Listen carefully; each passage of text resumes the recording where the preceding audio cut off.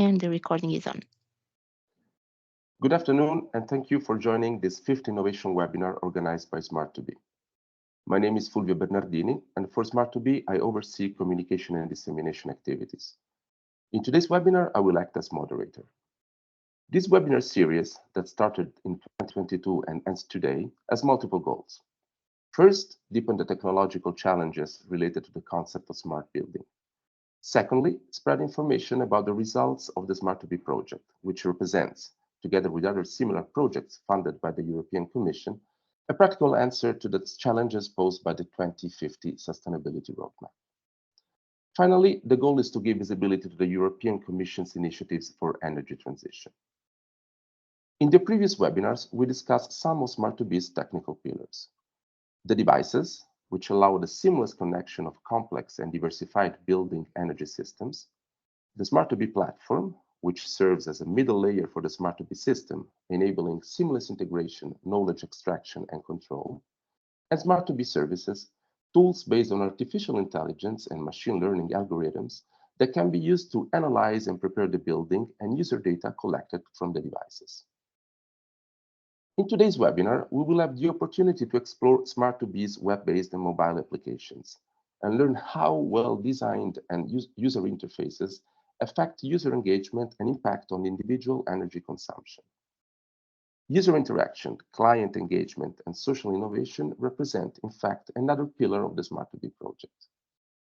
Manuel Fonseca of FCAD, partner in the Smart2B project, will perform a live demo showcasing the applications that have been developed. We will see the interactive component, the dashboards, the user interfaces, and the smart readiness advising and gamification component. Following, Lukasz Bilczynski of ASM will offer an insight into the integration of eye tracking technology in mobile UX/UI design through the presentation of a case study, the Easierphone App.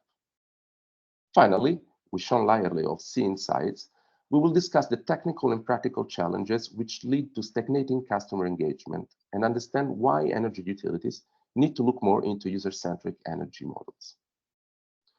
Before we proceed, a few service information. Given the shortness of the speeches, the Q&A session will take place at the end of last speech. You are, however, invited to share any questions during the webinar through the chat. I will collect the questions and ask them to the speakers during the dedicated session. In case you would miss that part of the event or you intend to share it with colleagues and friends, please note that the session will be recorded. The video will be made available on Smart2B's website and on YouTube in the next few days. I pass then the word to the first speaker, Manuel Fonseca. Manuel is an associate professor with habilitation at the Faculty of Sciences of the University of Lisbon, head of the informatics department, and a senior researcher. He will introduce the Smart2B applications. Please, Manuel. Thank you, Fulvio, for the introduction. I will now share my screen. So, hello, everybody. My name is Manuel Fonseca, and I'm going to present the Smart2B user interface applications.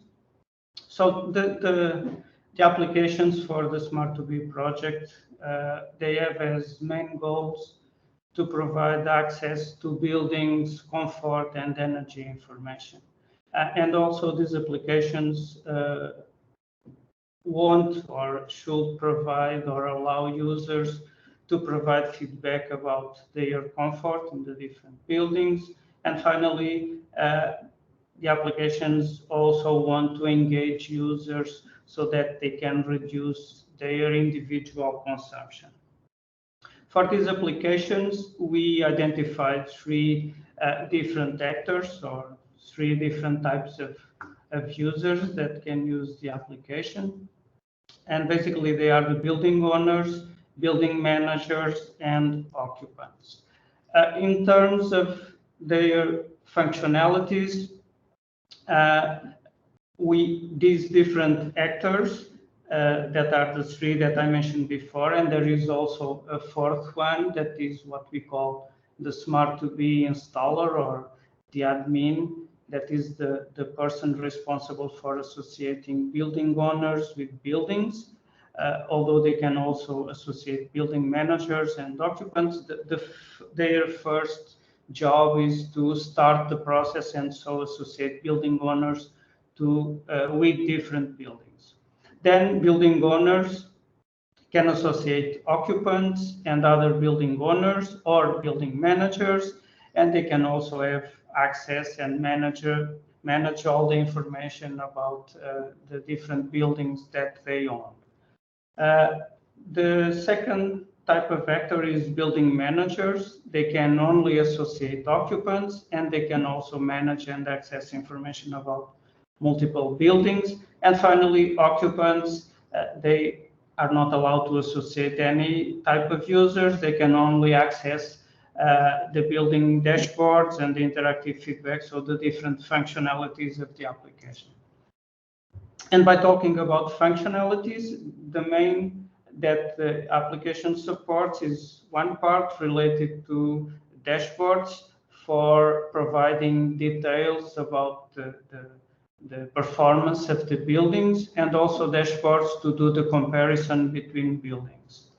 The second main functionality is related to smart readiness advising and the gamification, here for the user engagement. And finally, another set of functionalities related to the interactive feedback mechanism so that users can provide feedback to the system. These main set of functionalities were mapped in three main components that are the dashboards, interactive feedback, and the smart readiness, advising and gamification. And these three components are all put together in a single application that we call the Smart2B user interface.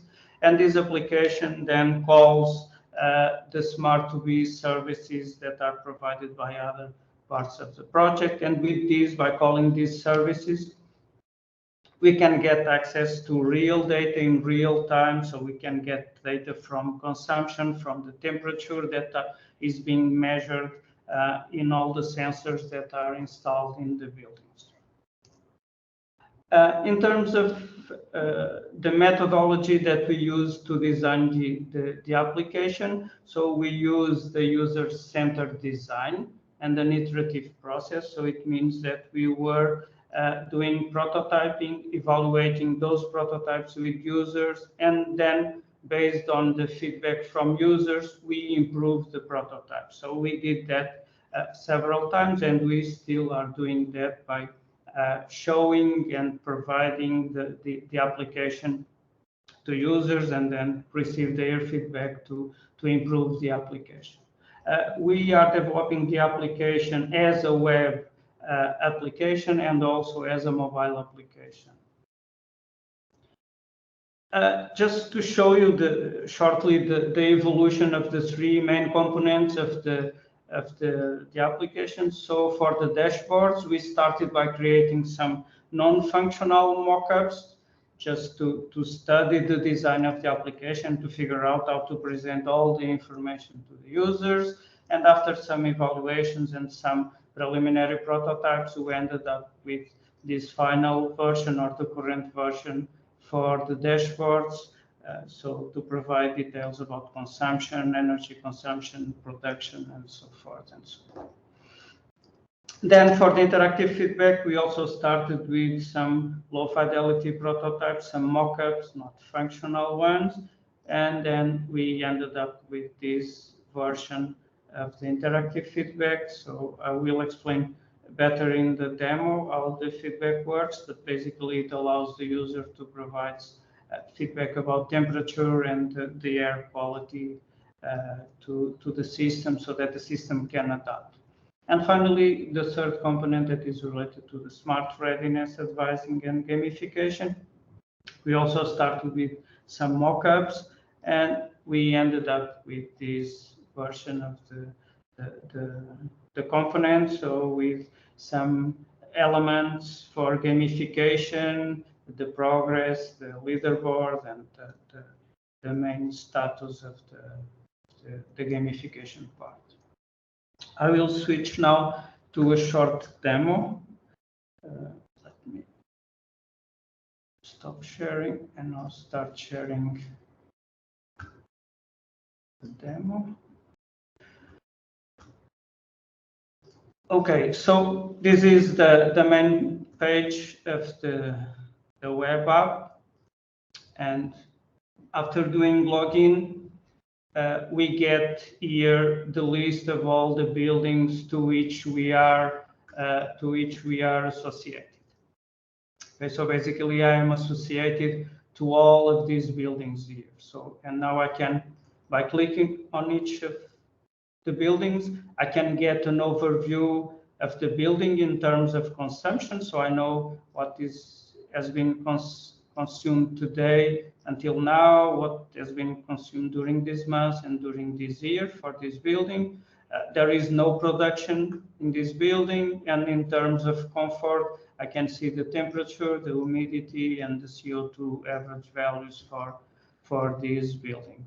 And here I can see also, I'll get an overview of the feedback provided by the users. As you can see here at the bottom, these are the different roles that I have in this building. So it means that I am the building owner of this building. I am also the building manager, and I am also an occupant. So I can have different roles. For instance, in this one, I am just building owner and occupant. And this overview of the buildings allows me, for instance, to compare the different buildings and how they are behaving. For instance, here in this building, I am just building owner, I'm not an occupant, and there are other buildings where I am, or I could be just an occupant. Okay? So basically, this is the entry screen when I have all my buildings. And then I can enter on the buildings and I can select my rule. And according to the rule that I select, I will have different functionalities. For instance, I'm going to enter as occupant, and after entering into the building, I will get a representation of the current status of the building for today. For instance, I have here the energy that was consumed since midnight until now. I have the information about the temperature, humidity, and CO2 all in the same chart so that I can see if there is any correlation between them. And then I have the information for each of the elements individually. We can select the time interval. Basically, we have the last 8 days, so today and the previous 7 days. We can see the information for this month, for the last month, for this year, and for the last year. For instance, if I go here for this year, I have the information for these 2 months, and if I go to last year, I have the information for the last year. So this is the component related to the details of the buildings. Then there is the component for comparison between buildings. Right now, this functionality is not working because we were doing some changes last week, and unfortunately, it's not working right now. Then we have the feedback component where the user can provide feedback. Since I am an occupant, I can provide feedback to the system saying, oh, this is very cold and very fresh. And so I am saying the feedback to the system, and the intelligent algorithms that are on the Smart2B services will adjust the settings of the system to take into consideration the feedback of the user. Okay. In the settings, we can also see the information about the building. We can see the users that are associated to the building or associated with the building with the different roles. And we can also opt to participate in the electric vehicle flexibility service so that the system can adjust the charging of the car. So I need to provide the information about the charging power and the max battery capacity. And when I do that, the system asks me to perform a task, because if I have a car, I need to specify when I'm going to leave and what percentage of charge do I want. Okay. And so with that information, the system will charge my car in the best time so that the consumption will be smaller. And finally, the journey or the gamification part, where the user can perform some missions. And here there are some monthly missions, some challenges that the user needs to perform. I have here the overall battery for the gamer. We can change the avatar of the gamer. We can also see the missions by month and by week. We can look into the smart advisor.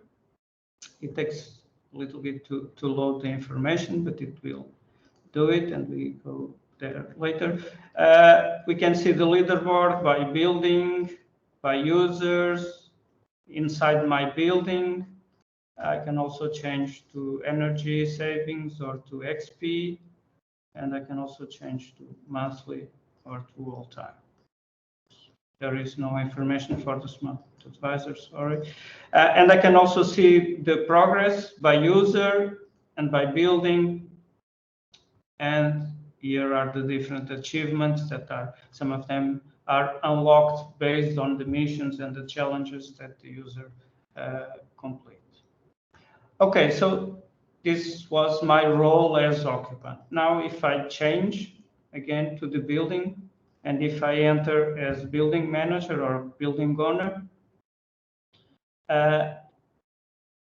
the details and the comparison is similar to building to what we have seen for occupants. But if we go to feedback, okay, so this is similar, is the same. But if we go to feedback, now instead of being allowed to provide feedback, the building manager and building owner have an overview of the feedback provided by the users.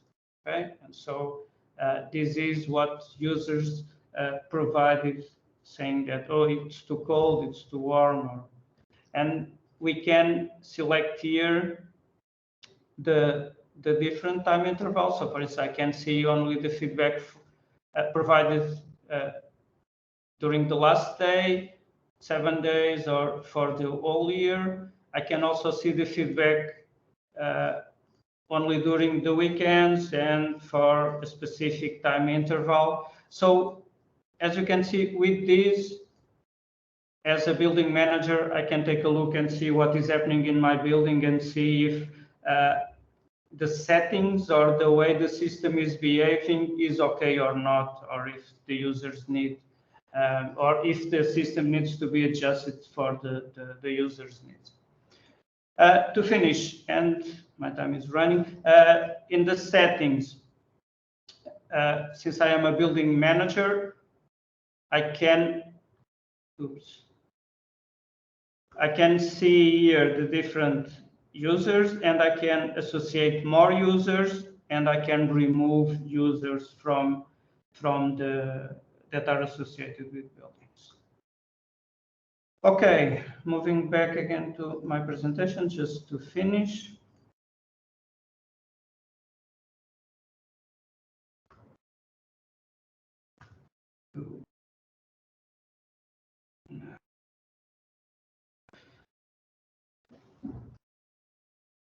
Okay, so just to conclude, I presented shortly an application that supports 3 types of users, so building owners, building managers, and occupants. The application allows users to monitor buildings' energy consumption, production, and comfort. It allows the comparison between buildings' performance, and it also allows users to provide feedback about comfort, and it includes a gamification component to engage users in reducing consumption. And finally, it presents real data from buildings in real time so that users can figure out how their buildings are behaving. And that's all. Thank you. Thanks, Manuel. Now it's time for Lukasz Belczynski to introduce us to the Easierphone app. Lukasz is a sociologist and researcher with over a decade of experience in international project management. He is now employed at ASM Research Solution Strategy, managing various international projects. Please, Lukasz.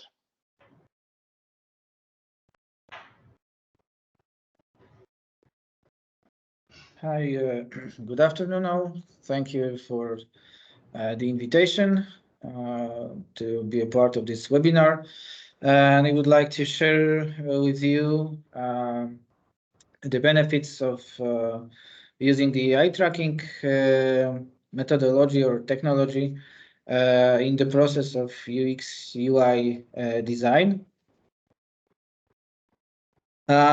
Just briefly, our company is based in Poland, and we are specialized in the market research.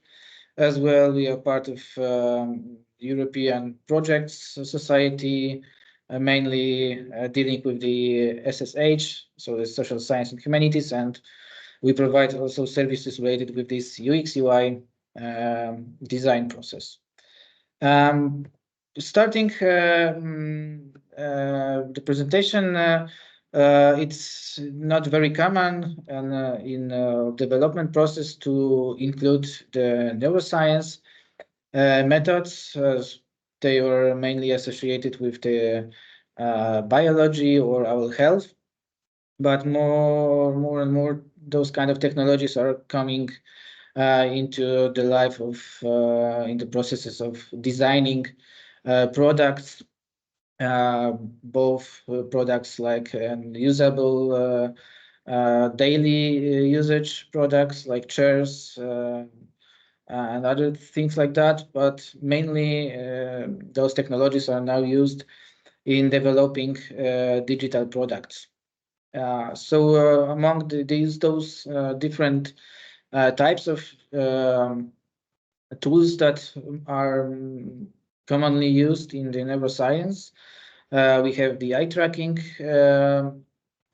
techniques, the EEG, so we monitor the brain, or for example, we can also use face tracking or different kind of augmented or virtual reality tools.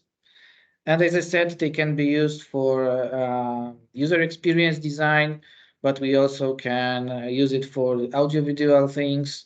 We can monitor shopping behaviors, or for example, we can test how the food offered by a restaurant is influencing on each person.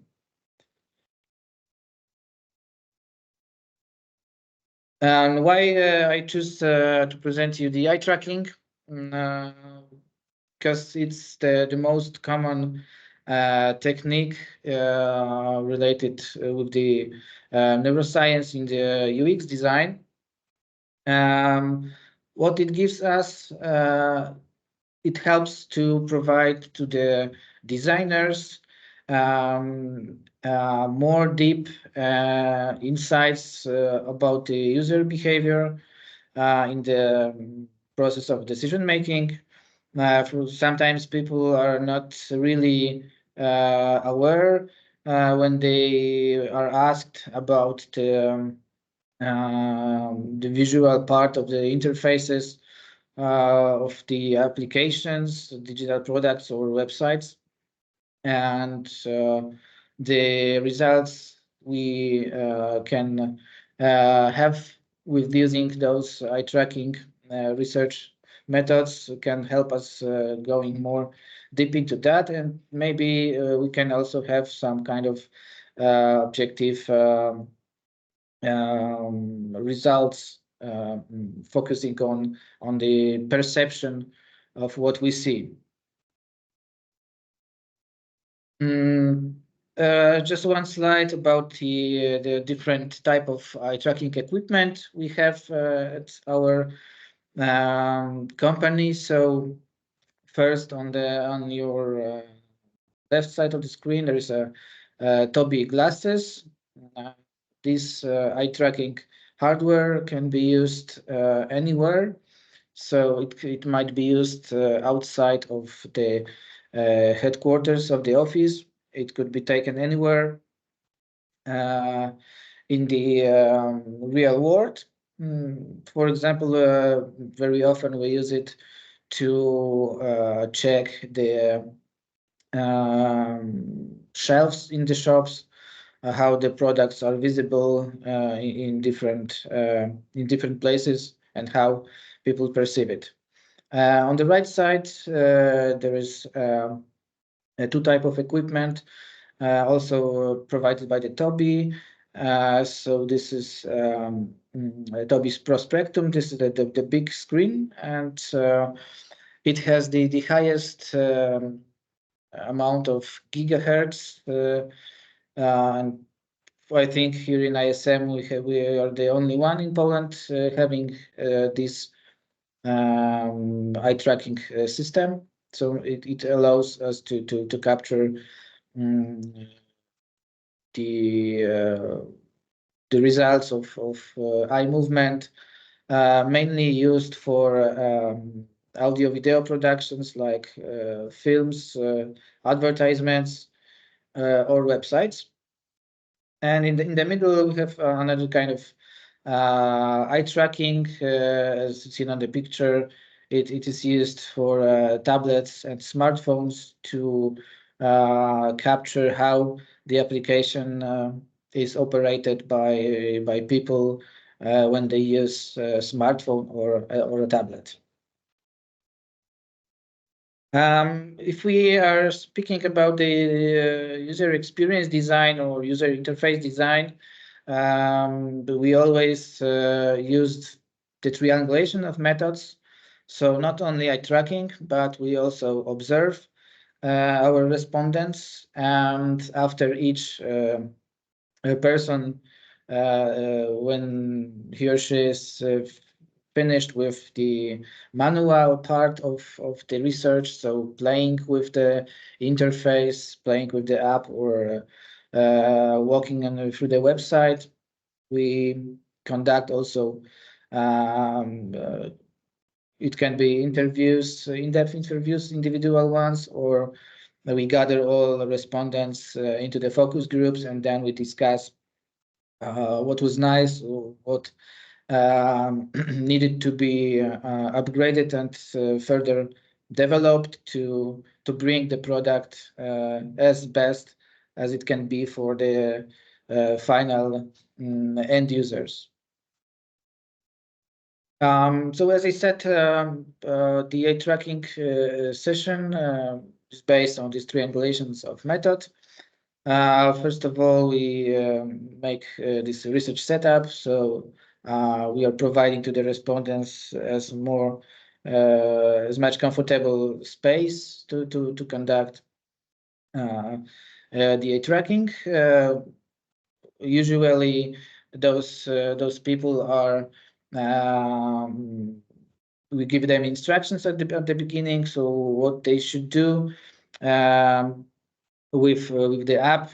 This is a part of this gamification that where we can heard in the previous presentation. So people can really make some nice challenges that are expected by the product providers. Then, of course, we have the testing, and at the end, as I said, we have interviews with the respondents. Here I am showing the results of the eye tracking testing of the mobile app designed for the Android system. The app was the idea of the app was to simplify the interface of the smartphone with some additional functions for elderly people, like an emergency button that send to relatives the GPS address, and send a notification and make an automatic call in case of any kind of emergency. But the main function was to see to provide this interface being simplified.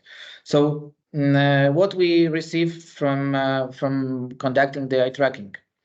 First output is are those heat maps, as you see on the example, and they provide us information about what attracts most the respondents when they look more time, when they stop, and which features on the screen catch most of their attention. Another kind of output that we can receive from eye tracking is the fixation path. So it shows us the the way how they move their site through the app from the starting point to the end. And we can monitor how long as well users look at the specific areas, and also what catch their attention, but in specific order, so we can take an information what they look at first, and maybe if our intention was not that they need to look for some other feature on the screen, it can show us that it is better to move the screen, the button, or some other feature on the screen to the other place. And for example, here on the pictures above, we can see that the side of the eye of the respondents went to this left part when we have cancel button, but the intention was that the first button should be save. This is a contact page when we add new contact, and afterward also respondents confirm that it's more logic to have the save button on the left part, because sometimes they not intentionally click on the canceling instead of save, and for them it's more logic that as for example we read newspapers or books from left to right, and they think that the most important button should be on this left part. And we can use both heat maps and the fixation paths for confirming the design. So what designers were initially planned to provide to the customers, and to confirm it or not confirm with the real testing with the end users. What we can also provide with the eye tracking method during the user experience designing or user interface designing as well is to conduct the A/B testing, when we can show them two versions of the website interface, two versions of the app interface, or whatever application or digital product. And of course, when we receive the output in the forms of heat maps or fixation paths, we compare those both versions of the interface, and based on that we can see which of this app version of the interface version is better for the customers, which is more user friendly, and based on that we can decide which one will be developed further. So that was all from my side. I just wanted to quickly introduce you to that techniques and methodologies. I don't know if you're familiar or not with that, but nowadays I think, especially within the growing role of user experience and user interface design, as well as this user-centered design, co-creation, it is quite important that we can broaden our knowledge, not only using those standard methods. So thank you for your attention. Thank you, Lucas. The last speaker, Sean Lyerle, will explain the importance of user-centric energy models. Sean is the founder of CInsights and an internationally experienced product management leader. Please, Sean. Hi, thanks for the opportunity to participate in the webinar. Can you see my screen okay? Yes, we can. Okay, perfect. Yeah, so basically with CInsights, we're really focused on completely transforming the way our clients look at designing and developing digital products. So we work with tech companies and energy, mostly energy retailers. So we're exclusively focused on the energy sector and energy transition topics. And what we try to do is bring a red pill, blue pill for those for the fans of the Matrix to really rethink completely the way you design digital products and the way that you engage customers. So in the introduction, we talked about some of the challenges of creating customer engagement in these niche topics of energy consumption, but also how you do that over time, how you maintain user engagement over time.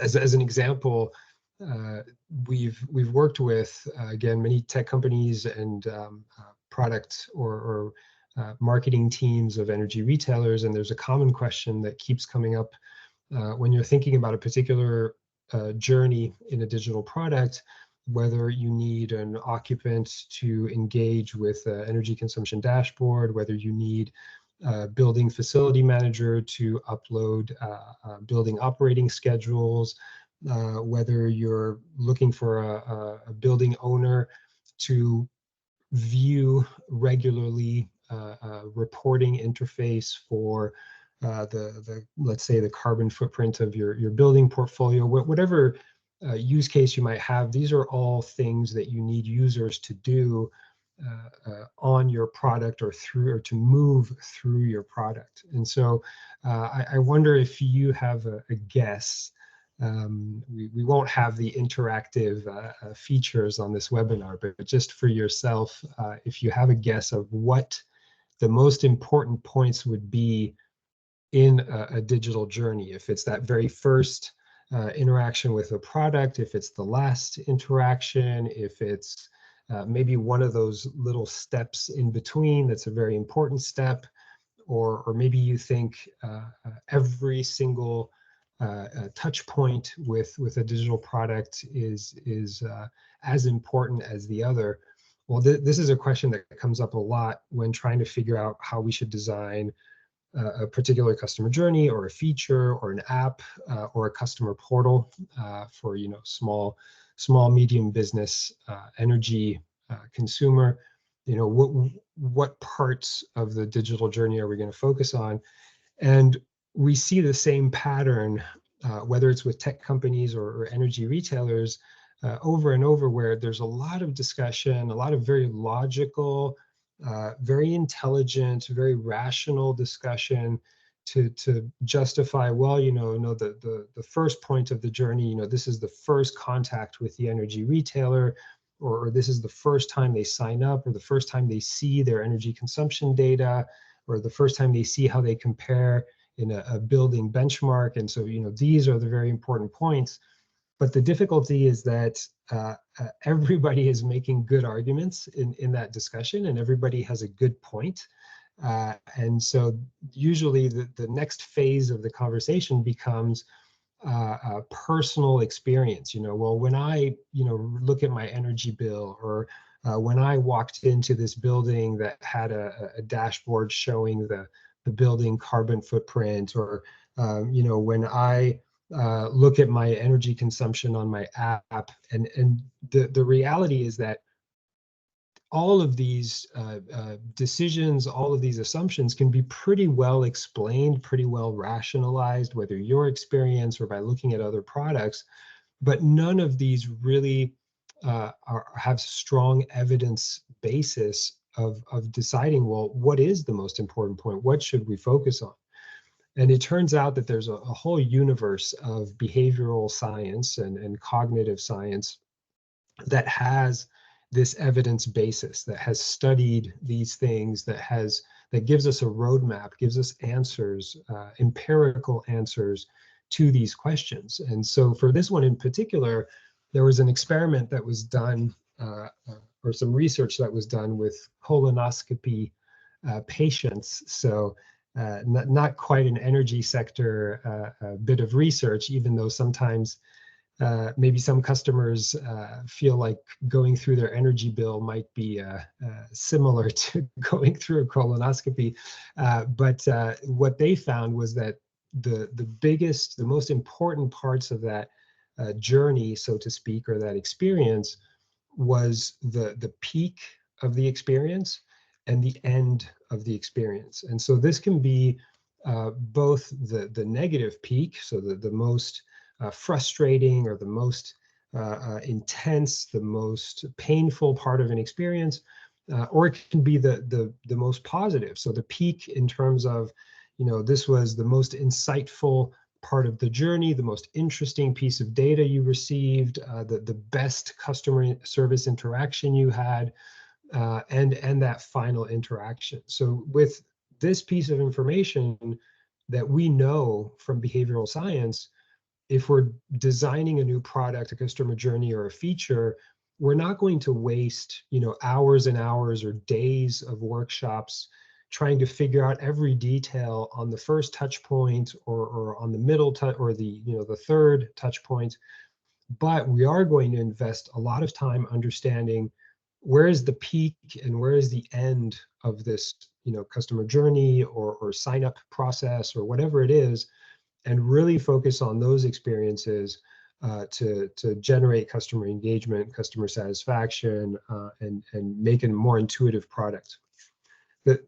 The key challenge, I think, where the energy sector has a lot of progress to make still, is thinking about what is your starting point for when you're designing digital products, or when you're trying to figure out an experience to engage customers around their energy usage. Are you taking data as a starting point, or are you taking users as a starting point? And typically, what tends to happen in the energy sector, because it's our comfort zone, where data is in our DNA, and so it's a lot easier to take data as a starting point and to look at what is all the data that we have available, the meter data, are there sub meters we can leverage, building management system data, whatever weather data, what is all the data that we can inhale, and what are all the insights that can come out of that data? And then there's sort of a desire to display or show as much of this data to users as possible in ways that are very fresh and modern, and there are a lot of very high quality digital products from a design perspective.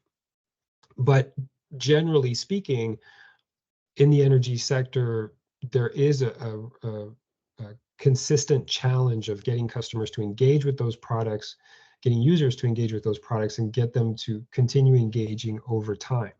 So, the facility manager who might interact with the dashboards for, in the beginning, but then who might go back to his Excel or go back to his notepad that he's been using for 15 years and not necessarily engage as much with the product as we would like to.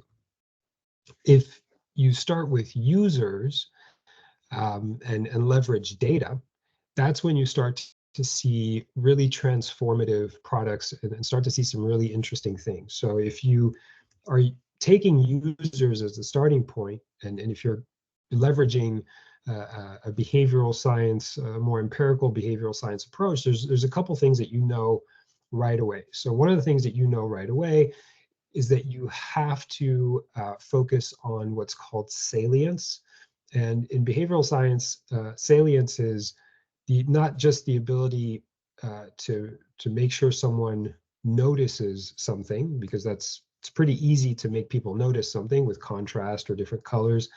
But salience is more difficult. Salience is more difficult because you have to make people notice something as being important and being important to them specifically.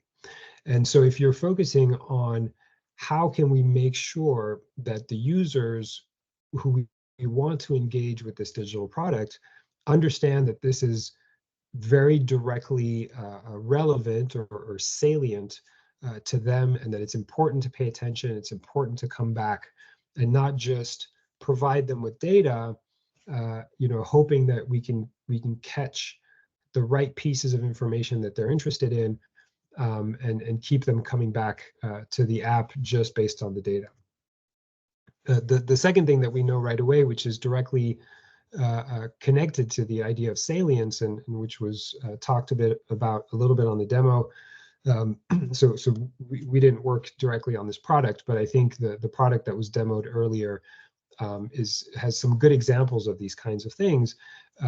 So once you've figured out what is salient to the user, what's really going to be that important information for them, it becomes very important to, by design, have feedback loops in the product. So if you're completing a profile, if you're engaging and providing feedback on the example earlier of occupant comfort, for example, it becomes very important to reinforce those behaviors, congratulate people, users. It can be something as simple as giving a thumbs up or congratulations, or showing in real time, if it's a gamification, for example, showing them how the points are accumulating in real time when they perform certain actions, explaining, or not explaining, but displaying the impact of their actions right away, or maybe through a report that they get by email if you can't do real-time interactions. But thinking through those feedback loops is absolutely critical for the more long-term engagement. And that's one of the pieces that we see is often missing, is that there's a drive to provide data to users and to display information, give them data. But then there's a bit of a gap missing of, okay, well, they have this information. What is going to keep them coming back, keep them interested, help them understand why this is salient and why they should be coming back next month, in 6 months, in a year, and keep that level of interest.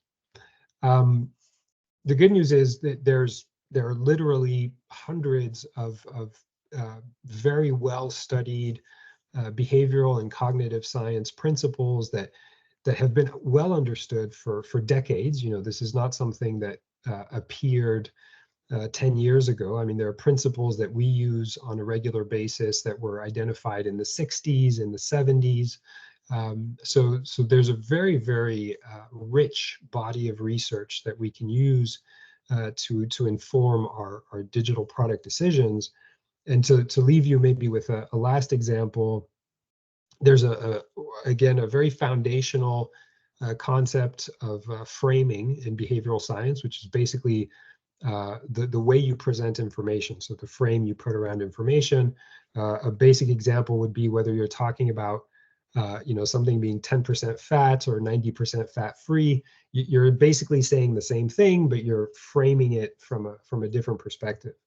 And we had a major retailer in the UK that we worked with, and they were trying to get their users to complete a profile on their on the building. So give us more information about the equipment you have, more information about your housing, and that way we'll be able to give you better insights, more personalized insights. And all the messaging, all the framing, the way they talked about this to users was focused on benefits. The benefits to them: if they fill out the profile, they will get these personalized insights, they'll get all this additional information, which makes a lot of sense, very logical. You want someone to do something, you tell them the benefits, and so logically you think they would do it. And they had a pretty good completion rate. So about 30% of users would complete the profile, which is already very good.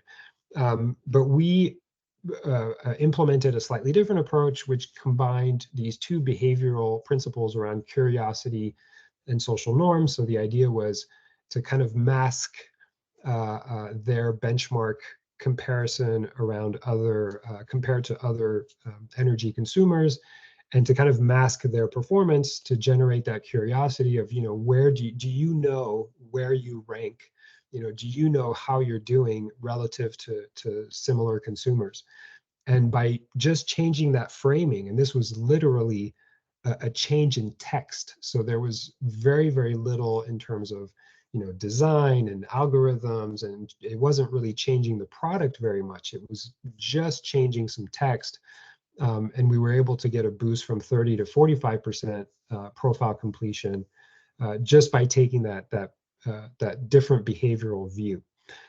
So our crusade is for behavioral and cognitive science, and making sure that companies are thinking about this and not just the data, to be able to generate ongoing customer engagement on digital products. Thank you. Thank you, Sean. We can now move on to the Q&A session. We already have some questions for the speakers. We have 8 minutes left, so we'll try to let's see if we can make at least a couple of rounds of questions. So for first question to Manuel, that's a long one. Considering that an application can fall into disuse if an effective communication channel with users is not established, how does the project's application communicate with its users? Is it a case where users only see their data, or are there mechanisms for action and interaction within the platform?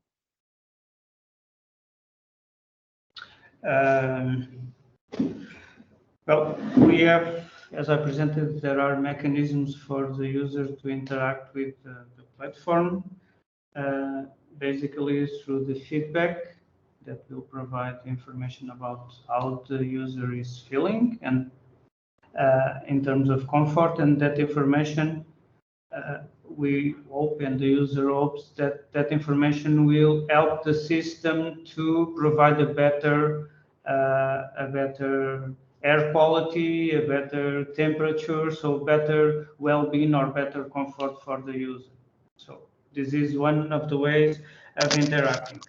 The other one is related to the gamification component. So here there is a lot of interaction from the user point of view.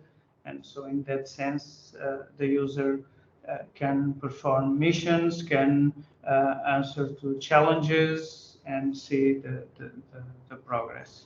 And so this is the interaction part. Of course, there is the other part. There is mainly to consult information about the building, that are the details and the comparison. Not sure if that was the main point of the question, but yeah, we have a balance between consulting the information and also provide some interaction to the user. Thank you. A question for Lucas. Are there any metrics on engagement increasing after analyzing those eye tracking methods that you described?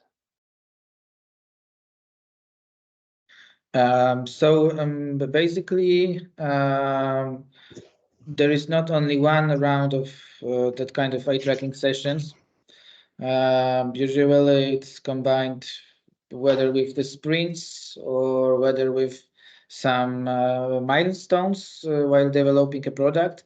So, for example, let's say we can have 4 sprints, so we do 4 eye tracking sessions, and after each session, when we receive the output, we analyze it, we provide feedback to the IT developers, and they update the app.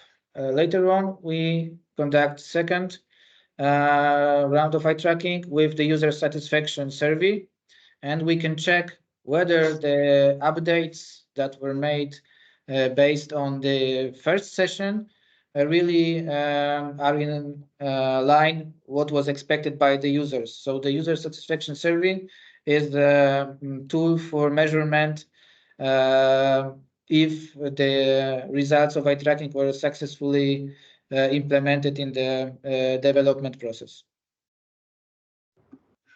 Thanks. So Sean, when you begin a new project to develop an app, how do you define what is the best engagement approach to employ?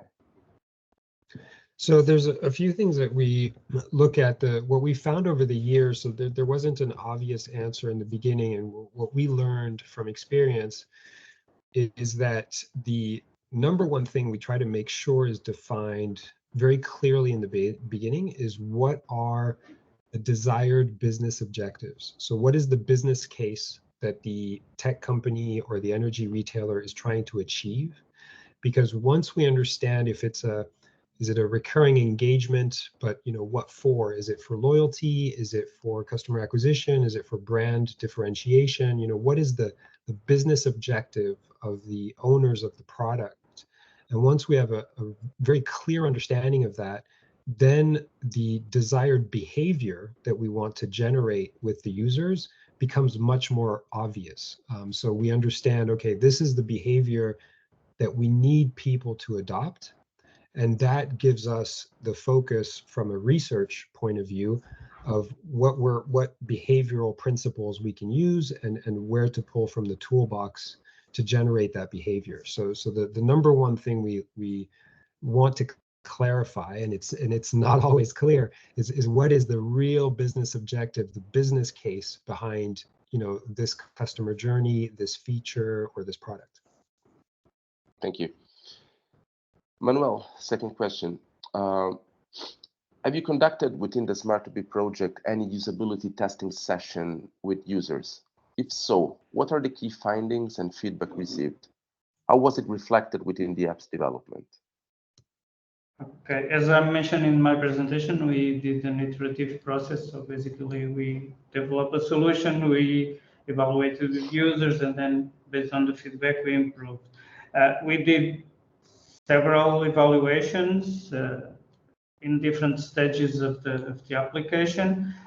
When we had more functional prototype, we did a session or a workshop with users from Santa Casa, so basically teenagers, where we presented the gamification part and also the gamification part for the teenagers and the details and the comparison. So basically the dashboards to the adults so that they take care of the teenagers. And of course, when we show the application to the users and we see them using it in real, we of course give out a lot of information. So in terms of the main improvements that we did based on their feedback were mainly to simplify the charts. So the last versions are simpler than the initial ones. We also added an overview, so the screen with all the buildings at the beginning with the overview was something that they request because they have several buildings and they want to quickly get an overview of all the buildings and how the status of them. And the other feedback was related to gamification. So some of the challenges were not suited or proper for the age of the teenage, and also some details about the way the rewards were being done and all the stuff. So basically, yeah, we did tests with users, and yes, their feedback was very valuable for the improvement of the application. Thank you. Lucas, have you had any experience working with the eye tracking technology to improve already existing digital product or experiences? If so, is it common to see big changes in the user interfaces and user engagement?